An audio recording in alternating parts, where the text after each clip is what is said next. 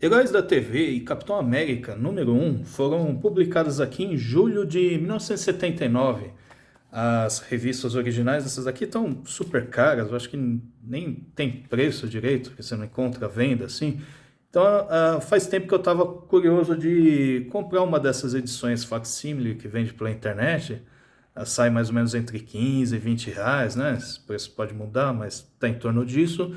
E para comparar, né? Ver o quanto que elas são legais, seja por curiosidade também, para ver como que foi a primeira edição dessas revistas, e também para avaliar, assim, né? Se elas é, se aproximam das originais ou se fica interessante de ter na coleção, né? E vai ter resultados um pouco diferentes, assim. A Capitão América ficou muito legal. A Heróis da TV vai ter uns probleminhas nela, assim. Então, começando pela revista, pelo facsímile da Heróis da TV, é, o que acontece assim é que ela é baseada num scan que tem da internet há muito tempo, e seja lá quem escaneou isso milhões de anos atrás, não fez uma qualidade de scan muito boa, assim, né? Então, as cores elas vão estar meio diferentes, meio assim, muito mais saturadas, e vai ter uns certos artefatos, assim, umas manchinhas pelas cores, essa cor também vaza pela pele da pessoa. Isso não vai ter muito jeito. Eu acho que a única forma de ter um facsímile melhor disso seria se alguém matar uma revista dessa, que é super valiosa, que precisa fatiar para escanear novamente, e ter um scan melhor, né? Então, seja lá quem escaneou isso muito tempo atrás, assim, ó, o scanner não ficou muito bom, mas é o que temos, né? Então, mas assim, fora esse detalhe, até que não fica tão ruim, assim, o acabamento desse facsímile é muito bom, a capa, né, tem brilhante e tal. Acho que é um papel reciclado, mas serve de boa, assim. Agora, um outro probleminha, esse talvez até mais sério, dessas revistas da HTV, como ela é 130 páginas, lombada é quadrada, a impressão dessas páginas podia ter sido um pouquinho mais para fora aqui do papel, né? A cola aqui ela é muito grande nessa parte, né? Então, essas revistas com lombada quadrada, em algumas páginas, vai acabar perdendo um pouco, tendo dificuldade de ler os balões e caixas de textos que vão mais para a borda, assim. Quando você tiver uns textos que encaixam mais assim pro miolo da revista, tipo aqui assim, por exemplo, isso vai ter uma certa dificuldade. Mas enfim, é o que temos. Eu acho que pro preço assim tá legal de como item, né, de curiosidade e tal.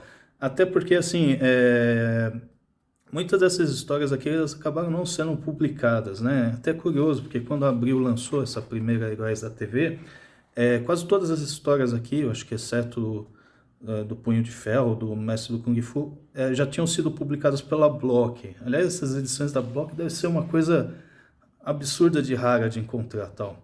Eu até comprei uns outros facsímiles de uma outra revista da Block, que depois, mais pra frente, eu faço um vídeo, mas super raro, tal.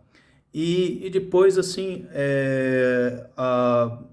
eu acho que essa história do Thor, a história do surfista, que acabou não sendo republicada ainda, porque são histórias da Marvel dos anos 60, assim, você tem muitas delas escritas pelo Stan Lee, desenhadas pelo Jack Kirby e tal.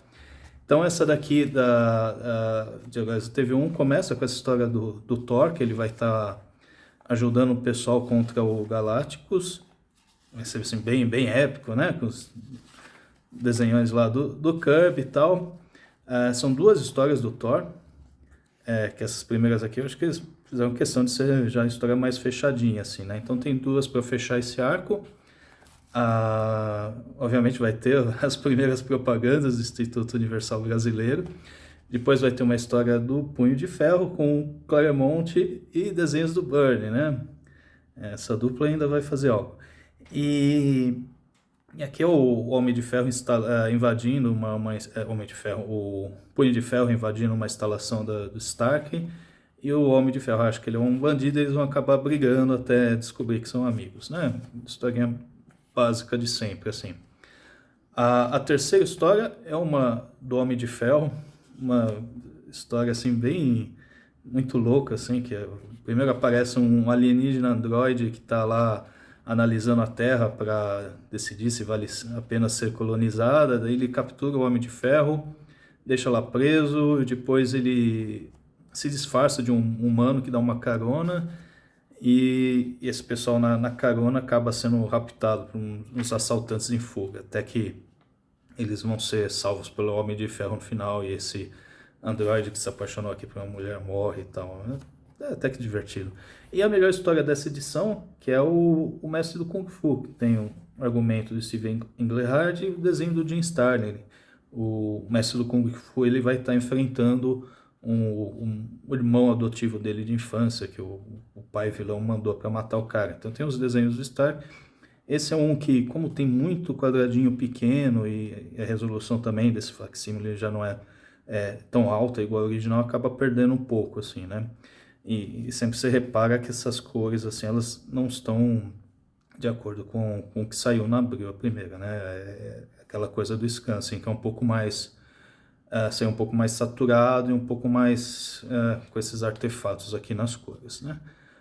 Propaganda do Stratos, que era um Pegasus simplificado, assim, foi mania na época também. Terminando a história, o surfista prateado que tá que tá sempre lá sofrendo, né? Ninguém gosta de mim e tal. Daí ele ouve uma conversa no Quarteto Fantástico, que eles achavam que eram amigos e tal, e na verdade é só o cara do governo tentando ajuda recrutar ele para ajudar no governo espacial, mas ele acha que os caras querem capturar ele e tal.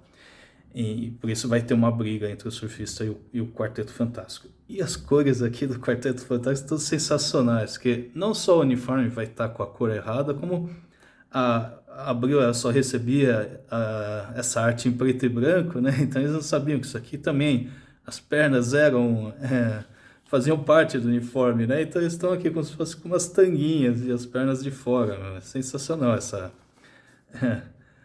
essa parte aqui, esse erro de colorização, ficou muito engraçado. É totalmente errado, mas essas coisas antigas sensacionais, né? Então aqui termina tal. Então essa daqui tem uns probleminhas, mas gostei, acho legal também. E, enfim, é uma revista super cara, você não vai ter outro jeito dela, né? Você não vai barrar num sebo com uma versão barata dessa revista. Nem online eu consigo achar para comprar. Aí tem a Capitão América número 1, e essa saiu, o facsímile dela saiu bem melhor. A comparação que eu faço, se vocês forem no canal do Gico HQ, ele tem lá os reviews das primeiras de Heróis da TV 1 e Capitão América 1, e lá no vídeo dele vai aparecer uns closes dessas páginas, né? Então aí que você pode comparar as cores, né? Aí que dá para ver bem a diferença, principalmente de Heróis da TV. E Capitão América, ele tá usando um scan que saiu bem melhor. As cores estão muito mais próximas do que aparece lá no vídeo dessa revista tal. Não tem aqueles artefatos tal igual antes. Então, e como essa revista foi, eu acho que não era nem 64 páginas essa revista, era 52 páginas, né? Então ela é fininha, então ela não tem problema de alguns blocos de texto ficar cortado aqui no meio, né? Ficar difícil de ler, porque dá para ver de uma boa assim. E as cores, comparando lá com aquele vídeo do Gico também, estão muito mais próximas, né? Então vai ter aqui uma história do Capitão América, que ele vai ter uns comunistas chineses fazendo uma duplicata dele, robótica, e ele vai ter uma briga lá, quase perder desse cara e tal. Ele vai atrás de um pessoal que estava fazendo uns filmes contra ele, que também estava sendo financiado pelos chineses, né? E é o Capitão América do Stan Lee e Jack Kirby, né? História divertida, principalmente essa briga aqui com esse androide, que ele quase perde, assim, foi bem legal, então. E assim como o HTV1, essa história e a história seguinte do Homem de Ferro, acho que não foram republicadas, né? Então, digamos assim, outro bônus de ter esse facsímile é você ter essas histórias que, pelo menos na forma impressa, não foram ainda republicadas depois que a Abril lançou aqui. Eu acho que também tinham sido lançadas pela Block antes e tal. E é legal, né, que tem essa apresentação, assim, de cada um dos heróis, né, que a Abril teve essa preocupação de explicar mais ou menos quem era, e aqui também uma explicação geral, assim, nós somos os heróis da Marvel, mas também temos sentimentos e problemas, tal. Até que é legal esse texto aqui. E aí, fechando essa edição, só duas histórias, né? O Homem de Ferro, ele vai estar ajudando um amigo dele lá que estava encrencado com os foras da lei também. Outra história bem dos anos 60, assim, da Marvel. É, então assim,